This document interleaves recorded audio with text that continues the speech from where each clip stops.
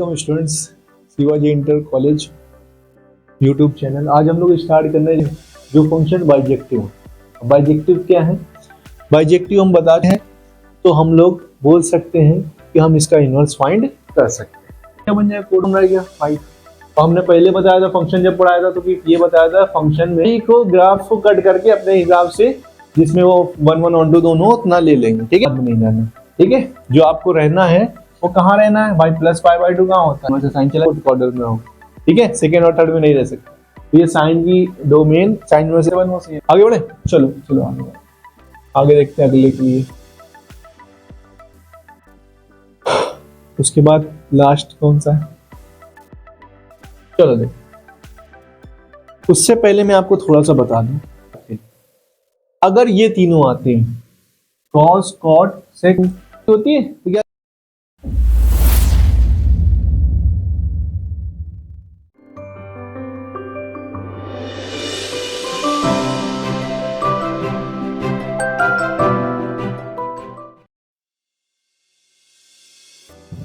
Welcome students, Shivaji inter college YouTube channel. आज हम लोग स्टार्ट करने जा रहे हैं फंक्शन के बाद हम लोग स्टार्ट करने जा रहे हैं इनवर्स ट्रिग्नोमेट्रिक फंक्शन। ठीक है, रिलेशन हम लोगों ने अच्छे से कर लिया, क्वेश्चंस लगा लिए, फंक्शंस भी कर लिए।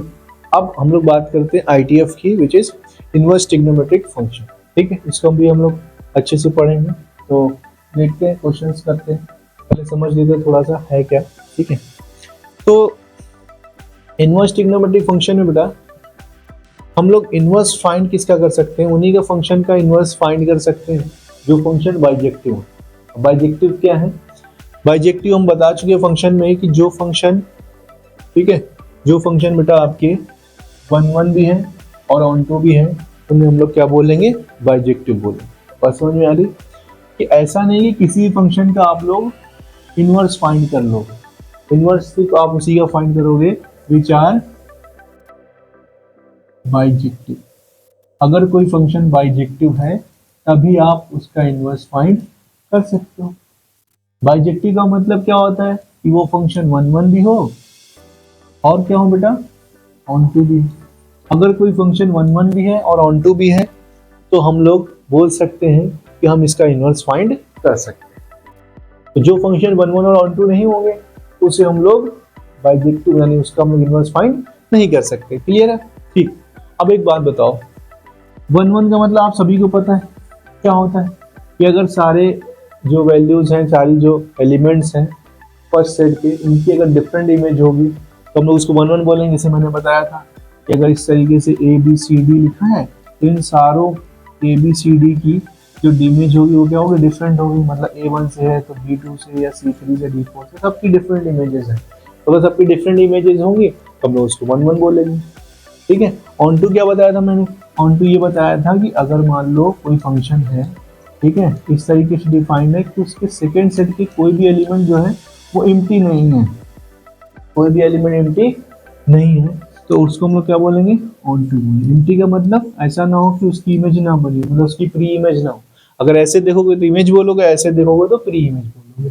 तो कोई भी सेकंड सेट का एलिमेंट अगर खाली नहीं होगा तो वो ऑन टू होगा, और फर्स्ट सेट के सभी एलिमेंट की अगर इमेज डिफरेंट है तो उसको हम लोग क्या बोलेंगे? 1 1 बोलेंगे। इतना हम लोग क्लियर है? तो अच्छा, अगर हम लोग ट्रिग्नोमेट्री का इनवर्स फाइंड कर रहे हैं तो होता क्या है इनवर्स फाइंड करने में? तो इनवर्स फाइंड करने में ये होता है कि जो डोमेन होती है बेटा, जो डोमेन होती है वो किस में कन्वर्ट हो जाती है?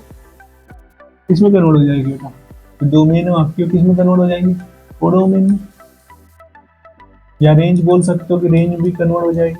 डोमेन किस में कन्वर्ट हो जाती है? रेंज में, और रेंज इसमें कन्वर्ट हो जाती है डोमेन। ये चीज होती है।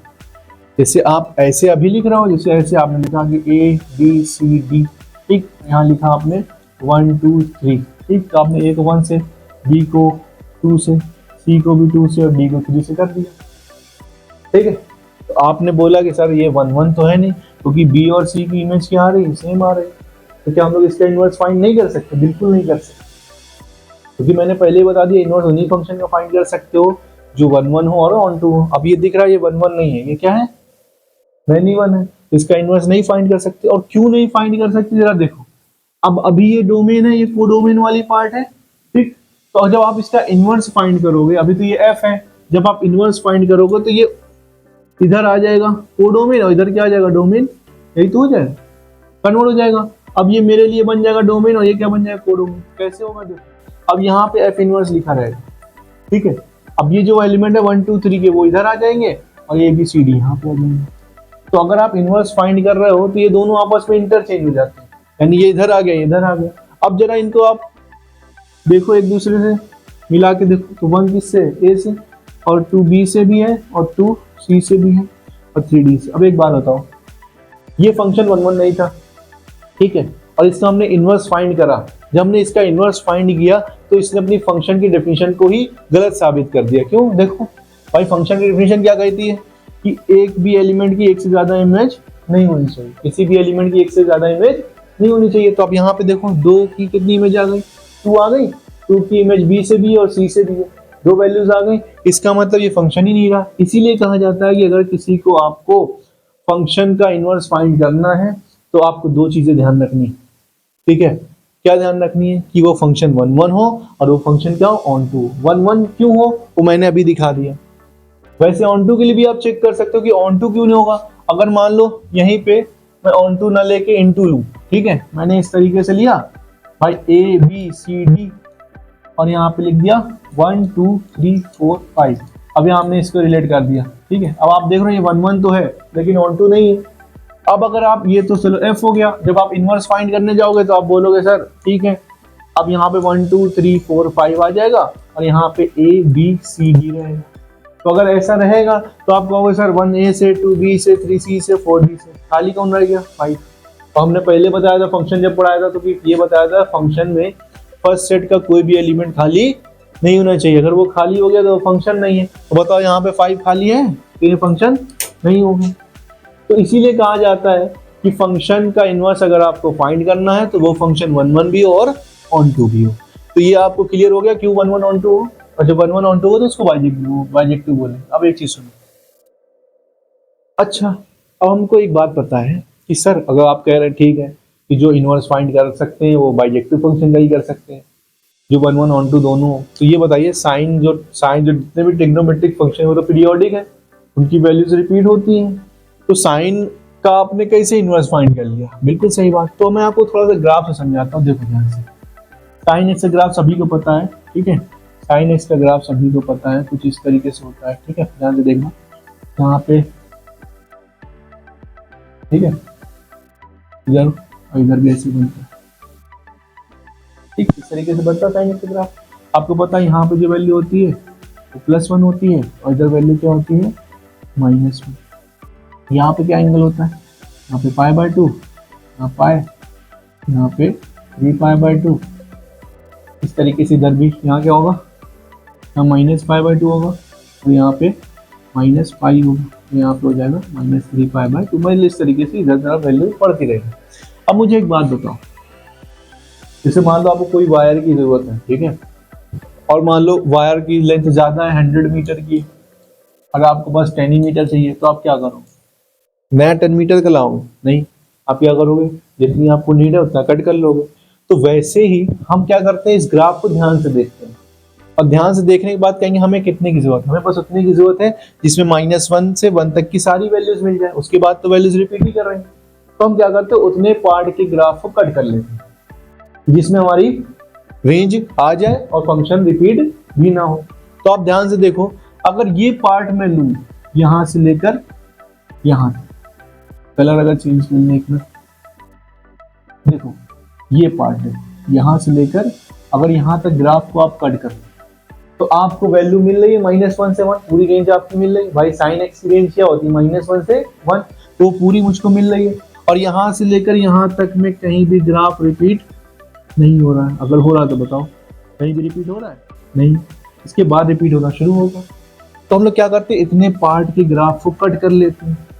जब इतने पार्ट को हम लोग ग्राफ कट कर लेते हैं तो हम कह देते हैं कि अब हमें जो ग्राफ कट किया है उसमें जो डोमेन मेरी होगी, उसमें जो मेरी डोमेन होगी वो क्या होगी, ये दिख ही रहा है, कहां से कहां गए हो, -π/2 से +π/2। तो डोमेन आपकी क्या हो गई, -π/2 से π/2।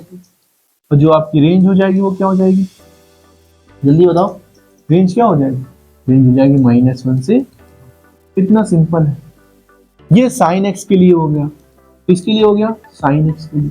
तो साइन एक्स के लिए हमने अपनी डोमेन देख ली, वो -π/2 से π/2, रेंज क्या हो गई, -1 से। अब अगर हम इनवर्स फाइंड करने जा रहे हैं, क्या फाइंड करने जा रहे हैं, इनवर्स। तो आप जब इनवर्स फाइंड करने जा रहे हो तो आप लिख रहे हो कि सर साइन इनवर्स एक्स के लिए क्या होगा। अभी बताया कि अगर किसी का इनवर्स फाइंड कर रहे हो तो जो डोमेन है वो रेंज बन जाती है, और रेंज क्या बन जाती है, डोमेन। तो अब बताओ साइन इनवर्स एक्स के लिए डोमेन क्या होगी, साइन इनवर्स एक्स के लिए डोमेन क्या होगी। बिल्कुल सही बात आपने बताया, साइन इनवर्स एक्स की डोमेन क्या होगी, जो रेंज होगी साइन एक्स की। भाई यही तो है, अगर किसी का इनवर्स फाइंड करते हैं जो डोमेन है वो रेंज बन जाएगी, रेंज डोमेन बन जाएगी। तो अभी डोमेन निकालना है तो रेंज लिखेंगे -1 से 1, और डोमेन लिख दिया, आप रेंज लिखेंगे, रेंज क्या हो जाएगी बेटा, बिल्कुल सही, रेंज आपकी हो जाएगी -π/2 से π/2। तो ये फंक्शन जो sin x है वो बाइजेक्टिव फंक्शन नहीं है, लेकिन हमने क्या किया, वो बस उतने पार्ट को कट कर लिया जितने में ये बाइजेक्टिव हो जाए, जितने में ये 1 1 और 1 2 हो जाए। बात समझ में आई। अब जैसे ये sin x का ग्राफ है, अगर आप इनवर्स का फाइंड करोगे तो इसकी इमेज ले लेना, जैसे आप इमेज लोगे तो इस तरीके से ग्राफ बनेगा, है ना, कलर अगर चेंज तो है वैसे ऐसे बनेगा, यहाँ से ऐसे देख रहे हो, ये sin इनवर्स x का ग्राफ हो जाएगा। तो अब ऊपर यहाँ पे π/2 आ जाएगा, नीचे -π/2 हो जाएगा, यहाँ 1 1 उल्टा हो जाएगा, मतलब यहाँ डोमेन थी वहाँ रेंज आ जाएगी, जहाँ रेंज थी वहाँ क्या आ जाएगी, डोमेन आ जाएगी। क्लियर हो गया, समझ में आ गई बात। तो इस तरीके से हम सभी को ग्राफ को कट करके अपने हिसाब से, जिसमें वो 1 1 और 2 दोनों उतना ले लेंगे, ठीक है। तो इसीलिए मैंने यहाँ पे देखो सब लिख दिया है, देख रहे हो आप, यहाँ पे मैंने लिख दिया साइन इनवर्स एक्स अगर फंक्शन है तो उसकी डोमेन क्या होगी, उसकी डोमेन होगी -1 से 1, और जो रेंज होगी वो क्या होगी, -π/2 से π/2। मतलब ये है कि अगर कल को यहाँ पे लिखा होगा साइन इनवर्स 1/, तो यहाँ चेक कर लेना कि जो वैल्यू है यहाँ पे जो लिखी है वो -1 से 1 तक ही है, ऐसा तो नहीं है कि -1 से कम हो गई या 1 से ज्यादा हो गई। तो इसलिए इसको ध्यान रखने वाली बात है। तो हम लोग बस उल्टा ही सोचेंगे, इनवर्स का मतलब उल्टा सोचना होगा। जैसे हम लोग अभी पूछते थे तुमसे कि बेटा साइन 30 की वैल्यू क्या होती है, तो आप कहते थे 1/2, हम कहेंगे 1/2 साइन में कितने की वैल्यू होती है, तो इनवर्स लगा देंगे। बस इतना सा सोचना है, कुछ अलग नहीं है। बस थोड़ा सा ये ध्यान रखना कि आप डोमेन और रेंज से बाहर नहीं जाओगे, ठीक है। जैसे हम लोग को -π/2 से पहले नहीं आना, π/2 से बाद में नहीं जाना, ठीक है। जो आपको रहना है वो कहाँ रहना है भाई, +π/2 कहाँ होता है, यहाँ पे होता है, और -π/2 यहाँ हो जाए। तो आपको इतने में ही रहना है साइन के लिए, साइन के लिए आप इतने में ही रहोगे। तो कल को मान लो अगर ऐसे आ जाता है साइन इनवर्स 2, ये तो पॉसिबल ही नहीं है, ठीक है। तो हमको पता है साइन की वैल्यू -1 से 1 तक होती है, सब चीजें पॉसिबल नहीं है। तो हम लोग उस सब चीजों को अपने हिसाब से अच्छे से कोशिश, कभी कभी क्या होता है हमको कैसे बताते हैं, यहाँ पे लिखते हैं साइन इनवर्स साइन π/6, हम कहते थे π/6 आ जाएगा, बिल्कुल सही है, साइन इनवर्स से साइन चला जाएगा, π/6 ठीक। फिर हमको देता है sine inverse sine 2π/3, sine inverse sine 2π/3।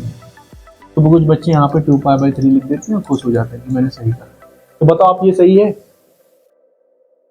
भाई, साइन 2π/3 का मतलब क्या हुआ, साइन 2π/3 का मतलब 120 हुआ, बताओ। और साइन 2π/3 का मतलब अगर 120 हुआ, यानी 120 डिग्री हुआ, तो वो किस क्वाड्रेंट में आएगा। अगर आपको पता हो ये 90 है, ये 90 डिग्री है, और ये कितना है 180 डिग्री, तो 120 यहीं कहीं आएगा, यानी आप साइन की वैल्यू यहाँ पे बता रहे हो। लेकिन वो तो पॉसिबल ही नहीं है, हमने पहले ही बोल दिया ये कहाँ से कहाँ जाएगा, -π/2 से π/2, और आपने आंसर बता दिया 2π/3, तो वो क्या हो गया बेटा, आपको गलत हो गया। तो आप ऐसे केस में क्या करोगे, सर फिर क्या करें, कैसे करना होगा, बता रहे कैसे करना होगा, ध्यान से देखो कैसे करना होगा, मैं दिखा रहा हूँ। हमको पता चल गया कि आपको कहाँ से कहाँ तक जाना है, आपको पता है कहाँ से कहाँ तक जाना है, पता है ना, -π/2 से π/2 ही में ही रहोगे, ठीक है, -π/2 से π/2 में ही रहोगे। तो अगर हमको उसने कहा कि भैया साइन इनवर्स साइन 2π/3 है, तो हमको डायरेक्ट कट नहीं करना। कट आप कब करोगे, कब हटाओगे साइन इनवर्स साइन, जब ये जो 2π/3 लिखा है, ठीक है, ये इसकी रेंज में आ रहा हूँ, रेंज में नहीं आ रहा ना, जब रेंज में आएगा, जब इसकी वैल्यू -π/2 से π/2 होगी, तब डायरेक्ट हटा देना।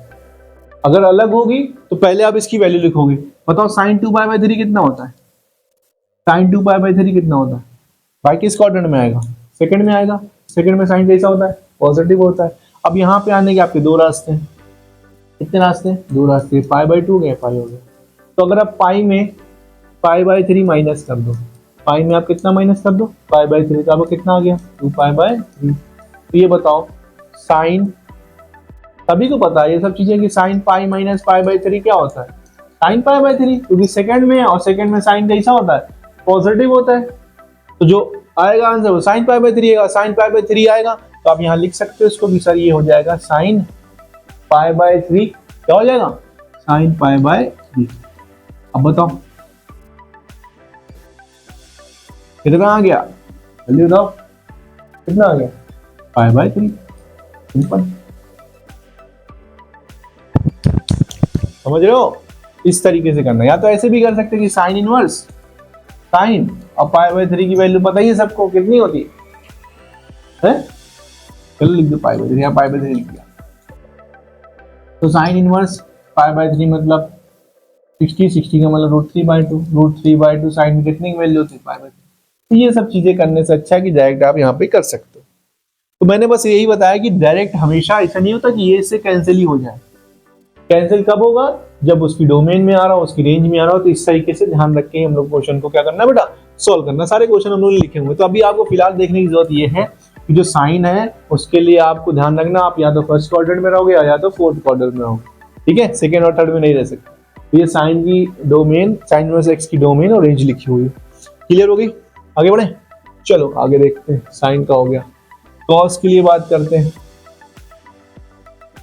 देखो कॉस की, कॉस के लिए आप देख सकते हो उसमें क्या था, माइनस पाई बाय 2 से पाई बाय 2, हाँ इसमें क्या हो गया, देखो इसमें हो गया 0 से पाई, वो तो वैल्यू सेम है, -1 से 1 वो सेम है, ये -1 से 1 सेम है, बस चेंज क्या हुआ इसकी रेंज में। कॉस की जो रेंज होगी कहां से कहां होगी बेटा, 0 से, रेंज होगी 0 से पाई, और डोमेन कहां से कहां होगी, -1 से। क्लियर है सबको, ये आपकी डोमेन रेंज हो गई और ये क्या हो गई, ठीक है। अब इसमें भी देखते हैं थोड़ा सा, जैसे मान लो आ गया क्वेश्चन कॉस इनवर्स 1/2 और आ गया एक कॉस इनवर्स -1/2, दोनों चीजें ले रहे हैं, एक 1/2 आ गया और एक -1/2 आ गया।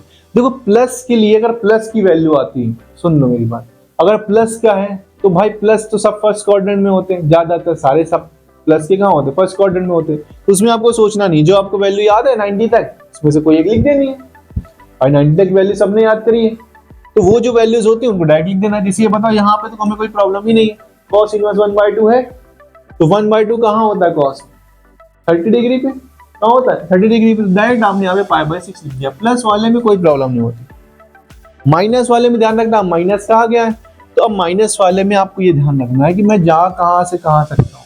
इसने बोला कि देखो तुम कहाँ से कहाँ जा सकते हो, 0 से पाई, मतलब या तो फर्स्ट में रहोगे और या तो सेकंड में रहोगे। फर्स्ट में अगर तुम रहोगे तो आंसर प्लस का आएगा, सेकंड में रहोगे तो आंसर माइनस का आएगा, भाई यही तो है, कॉस सेकंड में नेगेटिव होता है। तो अगर ये नेगेटिव आ रहा है तो पक्का ये सेकंड क्वाड्रेंट में रहा होगा। अब सेकंड में जाने के लिए आपको किससे माइनस करना पड़ेगा, पाई से।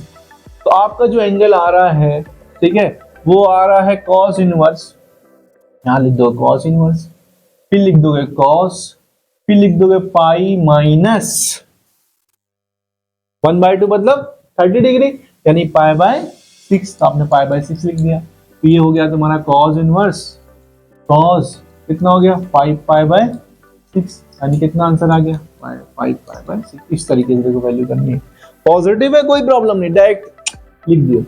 जब नेगेटिव होगा तो आपको कॉस में माइनस किससे करना है, पाई से करना है। अभी हम बताएंगे इसमें क्या ध्यान रखना है, ठीक है। तो ये चीज क्लियर हो गई, ठीक है। आगे बढ़े, चलो चलो आगे देखते हैं अगले के लिए, नेक्स्ट आगे। ये सब ग्राफ वही है जो हमने बताया था, कट करके लाए, उसी हिसाब से डोमेन सिलेक्ट करी गई। यहाँ पे देखो, बताओ यहाँ पे देखो डोमेन, देखो डोमेन आप कुछ भी रख सकते हो, रियल नंबर कोई प्रॉब्लम नहीं है, डोमेन इसकी ऑल रियल हो जाएगी, ठीक है, डोमेन ऑल रियल हो गई। रेंज आपकी कहां से कहां लाई करेगी, -π/2 से ओपन है, -π/2 से पाई बाय, ठीक है, ये आपकी रेंज है। अब देखो tan को भी कह रहा कहां से कहां रहना, तुम tan से कह रहा भैया π/2 और -π/2 के बीच में रहना। इसका मतलब tan कहां रह सकता है, या तो फर्स्ट में और या तो फोर्थ में। फर्स्ट में रहेगा तो पॉजिटिव, फोर्थ में रहेगा तो नेगेटिव। ठीक है, अच्छा सा थोड़ा एग्जांपल बता दिए। अरे देखो एग्जांपल, देखो tan इनवर्स है उसमें √3 लगा दिया, और tan इनवर्स है उसमें -√3 लिख दिया। तो प्लस है कोई दिक्कत नहीं, प्लस है कोई दिक्कत नहीं। √3 कहाँ पे होता है, π/3 60 हो गया। कि आप tan π/3 लिखो फिर tan से tan कैंसिल करो वो अलग चीज है, एक π/3 पे होता है। अब निगेटिव अगर निगेटिव में देखो आप यहाँ कहीं जा नहीं सकते, ये फर्स्ट वाला पॉजिटिव है तो वो निगेटिव है, तो बस आपको क्या करना है, ये चीजें ये एंगल सारे सेम ही हैं, बस इधर चलोगे तो आप प्लस में चलोगे, इधर चलोगे तो माइनस में चलोगे। तो अभी यहाँ पे आप π/3 लिखा तो यहाँ क्या लिख दोगे, माइनस का π/3, बस इतना ध्यान रखना। तो ये इस तरीके से हम लोग कैसे वैल्यूज निकालेंगे, ऐसे निकालेंगे कि उसकी डोमेन और रेंज से बाहर ना हो। क्लियर हो गई बात। अभी हमने क्वेश्चन सारे लिए हैं वो हम क्लियर कराएंगे। अभी आप जल्दी जल्दी यहाँ पे देख लो, इसकी डोमेन हो गई, कॉर्ड की देख लो, ठीक है, कॉर्ड की देख ली, कॉर्ड की देख ली आपने, और इसके बाद आगे बढ़ते हैं, सेक की देख लो, देख ली। अभी आगे सारा ब्रीफ बता दे, ठीक है। उसके बाद लास्ट कौन सा है, कॉसेक, ठीक है।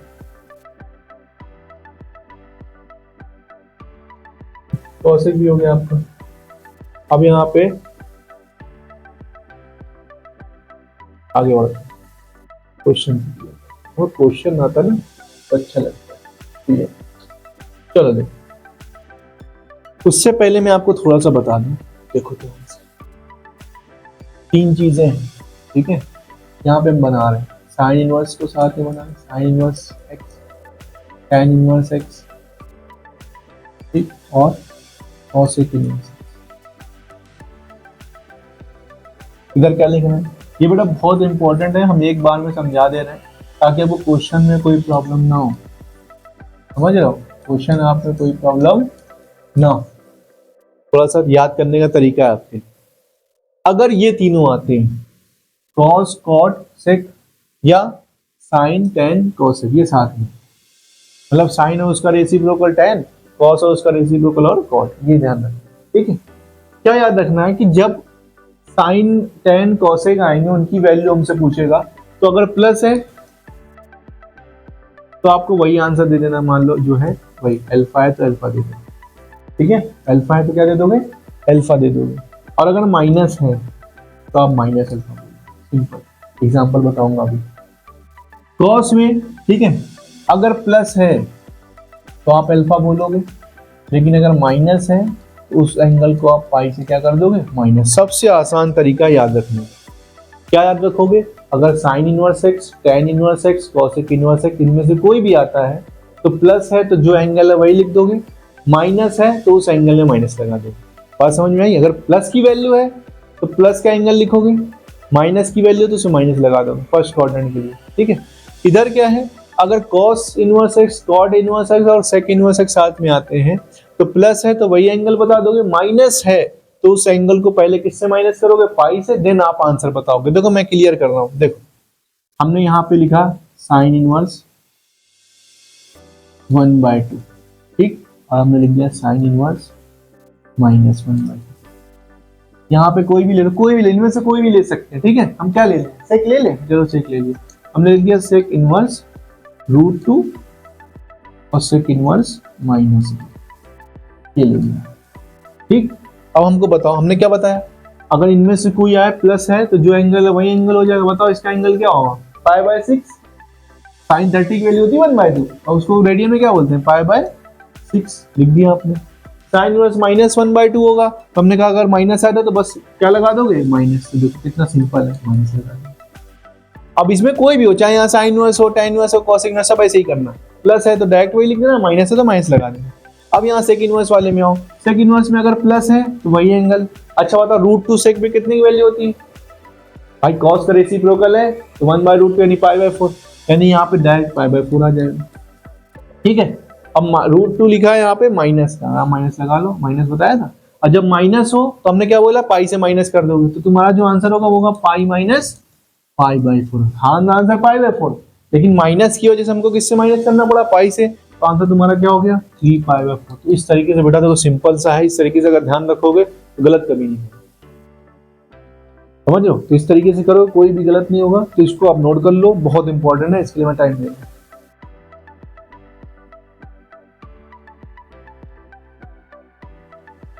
नोट हो गया? चलो अब वाला क्वेश्चन करते हैं। चलो देखो, करा domain of function cos inverse 2x minus 1। ठीक है, डोमेन निकालते हैं हम लोग, क्या प्रॉब्लम, आराम से निकलेगी डोमेन। तो हमको डोमेन निकालनी है y equal to cos inverse 2x minus 1, इसकी आपको डोमेन निकालनी। डोमेन आपको निकालनी तो आपको ये पता होना चाहिए कि जो कॉस इनवर्स लिखा है यहाँ मेरा x लिखा रहता है, और उस x की यहाँ पे क्या क्या आ सकता है, याद करो क्या क्या आ सकता है भाई। अभी हमने बताया जब cos इनवर्स x लिखा हो तो जो डोमेन रहती है, यानी जो x की वैल्यू रहती है वो कहां से कहां होती है, वो होती -1 से 1।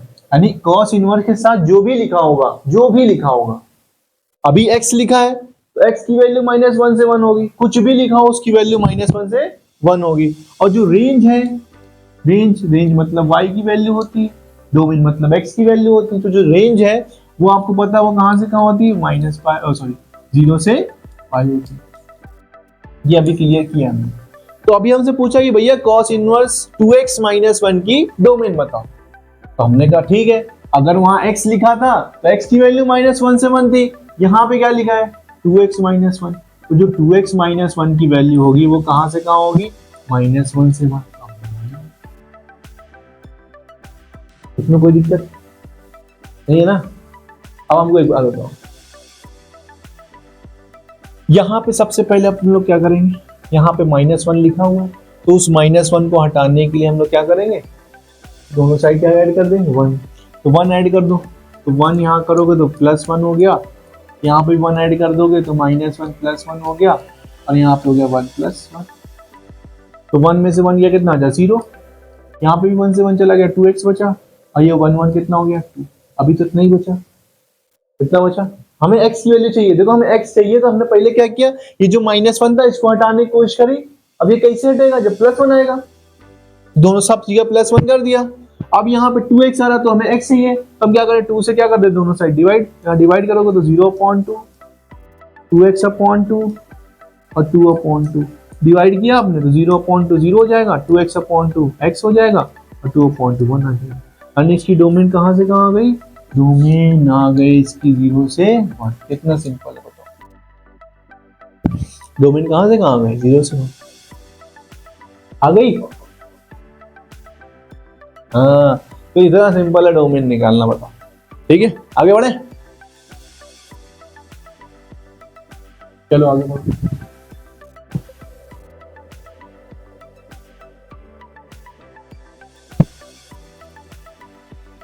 देखो यहाँ पे वैल्यूज निकालने वाली आ गई। बताया था हम लोग, हमने क्या बताया था कि साइन टेन कोसेक, प्लस को प्लस माइनस को माइनस, सेक कॉस कॉट, प्लस को प्लस माइनस में पाई माइनस। ठीक है, आओ कॉट आ गया, माइनस आ रहा है, क्या करेंगे, कॉट इनवर्स,